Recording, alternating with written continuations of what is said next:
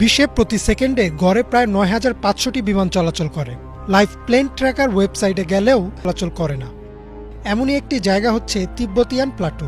শুধু যে এই জায়গা দিয়ে বিমান চলাচল করে না তা নয়, দেখা যায় অনেক বিমান ইচ্ছাকৃতভাবে এই জায়গাটা এড়িয়ে আরও লম্বা রুটে যাচ্ছে। কিন্তু কেন? কি আছে এই অঞ্চলে? তিব্বতিয়ান প্লাটুর আয়তন প্রায় ২৫ লাখ বর্গ কিলোমিটার।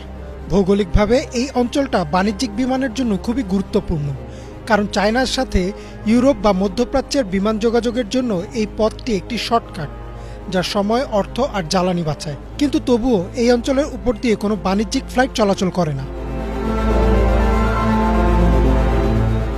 এই ঘটনার বেশ কিছু কারণ রয়েছে, যার মাঝে প্রথমটি হলো উচ্চতা। তিব্বতিয়ান প্লাটু একটি পর্বতময় অঞ্চল। উঁচু উঁচু পর্বত থাকায় এই অঞ্চলের উপর দিয়ে যাওয়ার সময় একটি বিমানকে অন্তত ১৪,০০০ ফুট উঁচুতে থাকতে হবে, আর বাণিজ্যিক ফ্লাইটের উচ্চতা থাকে ৩৫,০০০ ফুট।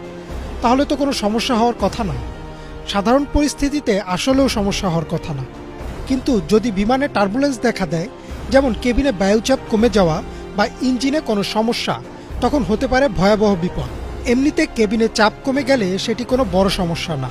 সেক্ষেত্রে বিমানের অক্সিজেন মাস্ক রয়েছে এবং এই অক্সিজেন দিয়ে অন্তত ২০ মিনিট থাকা সম্ভব।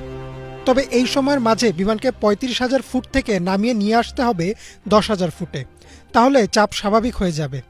কিন্তু তিব্বতিয়ান প্লাটুতে, যেখানে ন্যূনতম উড্ডয়ন উচ্চতাই ১৪,০০০ ফুট, এটা কোনোভাবেই সম্ভব না।